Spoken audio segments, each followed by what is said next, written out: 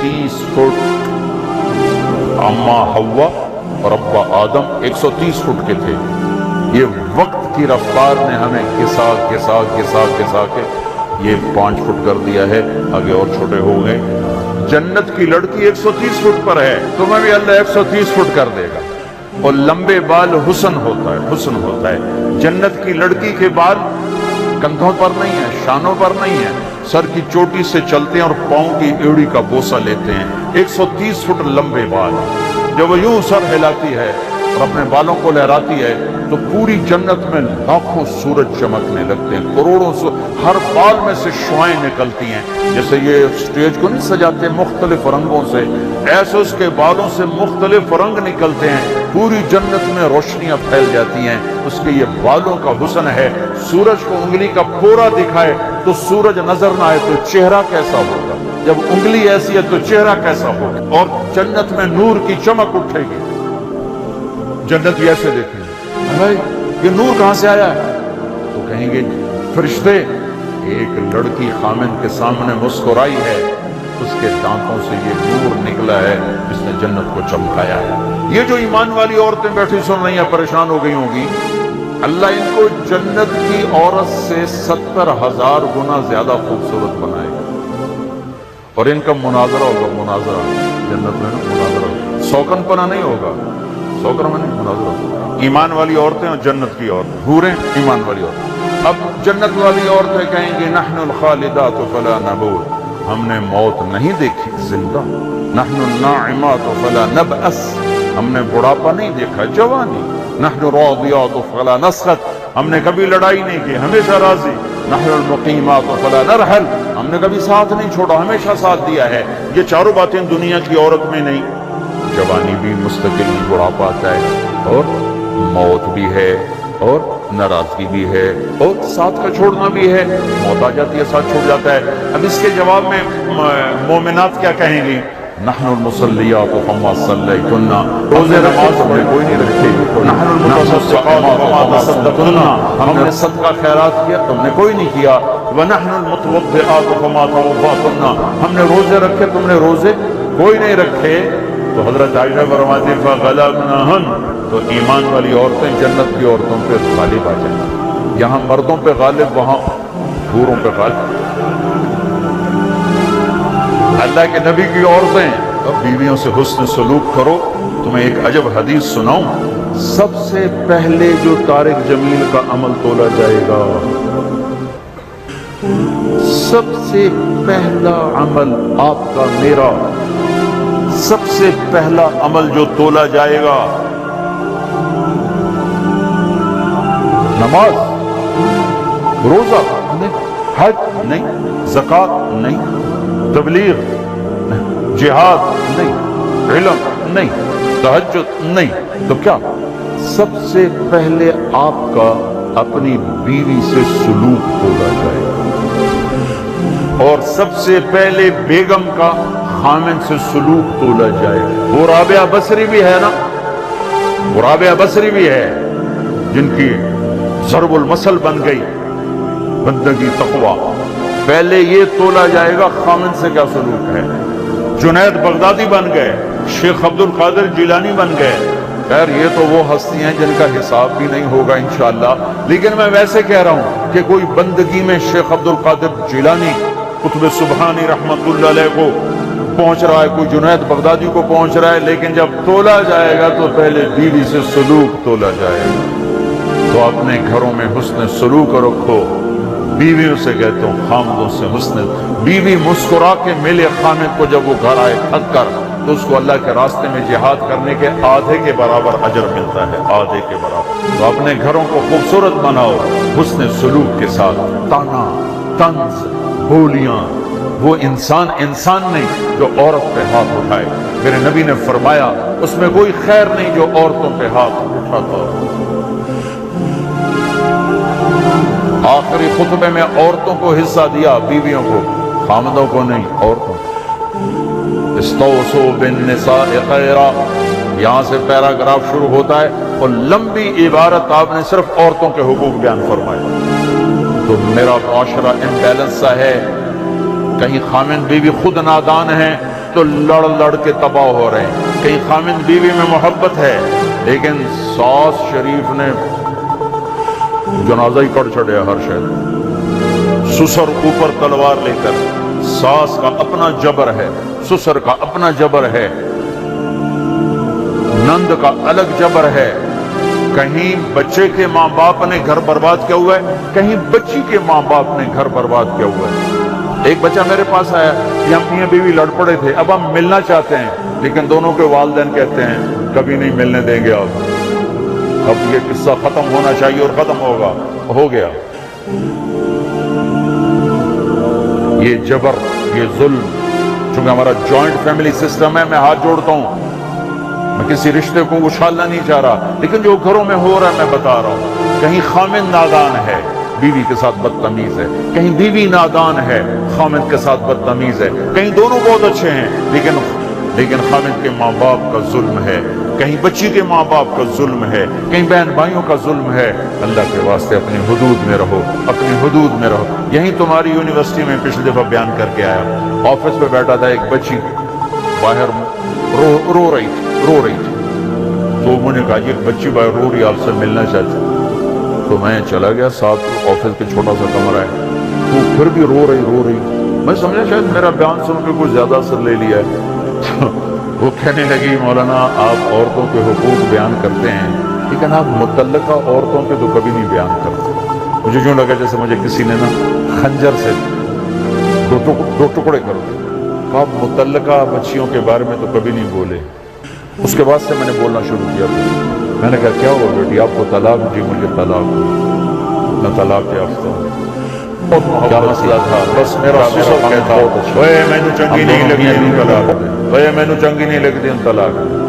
تو 1 سال تک تو میرے خامن نے پریشر برداشت کیا. پھر اس نے کہا میں بہت مجبور ہوں, ماں باپ کا پریشر ہے, تو مجھے طلاق دے کے گھر بٹھا دیا. اب کوئی ہے ہی نہیں جو ہمیں پوچھے. بوڑھے لوگوں کے رشتے آتے ہیں. متعلقہ بچیوں کو پہلے دیکھا کرو, بیوہ بچیوں کو پہلے دیکھا کرو. میرے نبی نے متعلقہ بیوہ عورتوں سے شادی کی, صرف ایک کنواری سے شادی کی. اور ہمارے یہاں طلاق کی ہوئی ہے, انت طلاق ہو گئی, انت طلاق ہو گئی ہے, انت طلاق ہو گئی. 99% ظلم لڑکے والوں کی طرف سے ہوتا ہے, 1% لڑکی کا ہوتا ہے نادانی. اکثر لڑکوں کا ظلم ہوتا ہے. وہ رشتے تلاش کرو جو بچیاں بیٹھی ہوئی ہیں. کہیں بچیوں کی شادیاں ہو گئی ہیں, بچہ ساتھ لے کر گئی ہیں, یا نوجوان چھوٹے بچوں کے ساتھ بیوی فوت ہو جاتی ہے تو وہ دوسری شادی کرتا ہے, تو نئی ماں آتی ہے. تو ستیلے پن کے جو ظلم سنے ہیں اس نے بھی دل کو پارا پارا کر کے رکھ دیا ہے. ستیلے یتیم جب روتا ہے نا, جب یتیم روتا ہے تو اللہ کا عرش کانپ اٹھتا ہے, اللہ کا عرش کانپ اٹھتا ہے. اور اللہ تعالیٰ فرماتا ہے کس نے یتیم کو رلایا, کون ہے اس کے آنسو پوچھے اور میری رحمت کی چھاؤں میں آ جائے. جہاں کہیں باپ سوتیلا ہے, کہیں ماں سوتیلی ہے, اللہ کا واسطہ دیتا ہوں اللہ کی رحمت کی چھاؤں میں آ جاؤ. سوتیلی اولاد سے حسن سلوک کر کے متعلقہ بچیوں کو پوچھو. اس کے بعد پھر میں نے یہ حدیث میں نے پڑھی تھی, بیان نہیں کرتا تھا, بھول گیا تھا. میرے نبی نے فرمایا تمہیں سب سے اعلیٰ درجے کا صدقہ بتاؤں, سب سے اعلیٰ درجے کا صدقہ بتاؤں, سب سے اعلیٰ درجے کا صدقہ. جی کیا؟ کہ جس کی بیٹی کو طلاق ہو گئی اور وہ گھر آ کے بیٹھ گئی, اس پہ خرچ کرنا سب سے اعلیٰ درجے کا صدقہ ہے. اللہ ایمان والی عورتوں کو جنت کی عورتوں پر بھی غالب کرے گا. یہ خوبصورت زندگی ہے. اور ایک چھوٹا سا کام سارے کا تو بہت بڑا مجموعہ ماشاءاللہ. احباب جمع ہے میر, حال دل کہلے, ہاں پھر التفات دلے دوستاں رہے نہ رہے. میں آپ سب نوجوانوں سے ایک مطالبہ کرتا ہوں, آج بیٹھے بیٹھے توبہ کر, توبہ کر. اللہ کی قسم, اللہ کی قسم آپ کہو گے نا یا اللہ میری توبہ, آپ ایسے نکلو گے گناہوں سے جیسے مکھن سے بال نکلتا, اور یوں پاک ہو جاؤ گے جیسے ماں کے پیٹ سے آج نکلے ہو. اللہ کو معاف کرنا اتنا اچھا لگتا. یہ نہ ڈرنا کہ میں نے مانچسٹر میں بیان کیا کہ توبہ کی بات کی. ایک نوجوان آ گیا 35-36 سال, مولانا کیا واقعی اللہ معاف کر دیتا ہے؟ وہ اتنا سہمے ہوئے. ہمارے نوجوان خطیبوں نے نا لوگوں سے اللہ چھین لیا ہے، اتنا خوفناک کر کے دکھایا ہے تو لگتا ہے بھئی دوزخ ہے، جنت کی سبا سے بس دی کوئی نہیں۔ اچھا اللہ معاف کر دے گا؟ میں کہا جی کیا واقعی معاف کر دے گا؟ میں کہا جی میرے بہت زیادہ گناہ ہیں۔ میں کہا بچہ تیری عمر کیا جو کہہ رہا تیرے بہت زیادہ گناہ ہیں؟ اور تو اتنے گناہ کر، میں گناہوں پہ دلیر نہیں کر رہا، میں مایوسی سے نکالنے کی بات کر رہا ہوں کہ ہمارا نوجوان یا بوڑھا کہتا ہے جی میرے گناہ بہت زیادہ ہیں، میری کیسے معافی ہوگی؟ میں یہ بتانا چاہتا ہوں کہ میرا اللہ کہتا ہے دھرتی گناہوں سے بھر دے اور اٹھا کر آسمان کی چھت کو لگا دے اور پھر ایک دفعہ کہہ دے یا اللہ معاف کر، تو میں سارے ہی معاف کروں سارے۔ تو آپ تو سب بچے بیٹھے اور بوڑھے ہوں گے تو 60 70 سال 80 سال اس سے زیادہ کہوں، لیکن کرے سچے دل، کرے سچے دل، کرے سچے دل۔ ایک اور حدیث میرے نبی نے فرمایا جو توبہ توڑ دے پھر کر اور اس نے ہر دفعہ کر لی سچے دل سے تو اللہ کا محبوب ہی رہے گا، مجرم نہیں بنے گا۔ کتنے مزے کی بات ہے۔ اب تمہیں حدیث کے لفظ سنا دوں تاکہ تم کوئی اعتراض نہ کرو کہ کتھوں گھڑ کے بولی جاندہ ہے۔ ما عاد ما اصر ما اصر من استغفر وان عاد فی اليوم 70 مرة، جو دن میں 70 دفعہ توبہ توڑ کے پھر کر لے اللہ کی نظر میں مجرم نہیں ہے۔ مجرم کون ہے؟ جو توبہ نہ کرے، جو کہ کیا ہو گیا؟ سارے شراب پی رہے ہیں، میں نے پی لی، کیا ہو گیا؟ سارے منہ کالے کر رہے ہیں، میں نے کیا، کیا ہو گیا؟ سارے رشوت لے رہے ہیں، میں نے لے لی، کیا ہو گیا؟ یہ کیس خطرناک ہے۔ اور وہ جو رونے دھونے والا ہے وہ تو مسئلہ ہی کوئی نہیں، ساری زندگی کا گناہ ایک آنسو ایک آنسو ایک آنسو۔ توبہ کرتے ہو؟ میرے ساتھ کہو یا اللہ میری توبہ، پھر کہو یا اللہ میری توبہ، پھر کہو یا اللہ میری توبہ۔ لو 3 سیکنڈ میں اللہ نے آپ کے سارے گناہ معاف، اللہ کی قسم معاف کر دی اگر سچے دل سے۔ بس اب علماء سے پوچھ لینا تو اب کرنا کیا ہے؟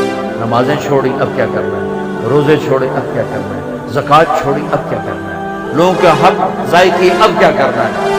آسان سا کام ہے، کرتے جاؤ گے، بڑھتے جاؤ گے، اللہ کی چھاؤں میں آؤ گے۔ اوپر سے رمضان توبہ کا مہینہ، رحمت کا مہینہ، جنت کا مہینہ، روزے نہ چھوڑنا، کالج کی چھٹی کر لینا، روزے کی چھٹی نہ کرنا، یونیورسٹی کی چھٹی کر لینا، روزے کی چھٹی نہ کرنا، تراویح کی چھٹی نہ کرنا۔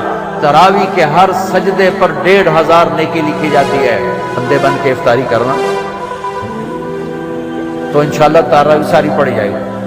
اب تجھے ایک سموسہ، ایک پکوڑا، ایک پیس، ایک بیف، اتوں چٹنی، ہن تجھے مٹی تے سو تراویح پڑھنا۔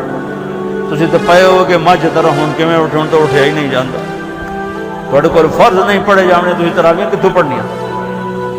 لہذا بندے بن کے افطاری کرو، ایک کھجور کھاؤ، سادہ پانی پیو، ٹھنڈا پانی نہ پینا سخت گرمی میں۔ افطاری ٹھنڈے پانی سے نہ کرنا، سادہ پانی سے کرو۔ کھجور لو، سموسے، پکوڑے، دہی بھلے، پیس، یہ تمہارے لیے مصیبت بنیں گے افطاری کے وقت۔ افطاری ہلکی کرو، بالکل ہلکی۔ کھجور جو میرے نبی نے کیا، یا کوئی فروٹ، تو فروٹ کا چاٹ ہے اور اس کے ساتھ سادہ پانی، سادہ پانی، یہاں تک کہ آپ کا معدہ فنکشن میں آ جائے۔ مغرب کی نماز پڑھو، اب ٹھنڈا پانی پینا چاہتے پیو، کوئی مسئلہ نہیں، لیکن زیادہ ٹھنڈا نہ پیو، وہ اور مصیبت ڈالتا ہے۔ تراویح پڑھ کے اب کھانا کھا لو، باہیں ساری پرات کھا جاؤ تو باہیں ساری پلیٹ کھا جاؤ۔ تراویح پڑھی گئی چونکہ نقصان بڑا ہے اگر تراویح چھوٹ گئی۔ ہر سجدے پہ 1500 نیکی، 60,000 آپ 1 گھنٹے میں کماؤ، کتنا سستا سودا ہے۔ اور عورتیں گھر بیٹھے آرام سے چند منٹوں میں 20 تراویح پڑھ سکتی ہیں۔ آپ کو قرآن سننا پڑتا ہے، ایک تراویح نہ چھوڑو، روزہ نہ چھوڑو، اور انشاءاللہ العزیز سارے معاف ہو جائیں گے۔ تو اللہ تعالیٰ آپ کا یہ اجتماع مبارک کرے۔ ماشاءاللہ ماشاءاللہ ہمارے ذیشان بچے نے بڑی محنت کی ہے، ابراہیم نے بڑی محنت کی ہے۔ اللہ ان کے تمام ساتھیوں نے، اللہ ان کی محنتوں کو قبول فرمائے، ہمارے لیے ذریعہ نجات بنائے۔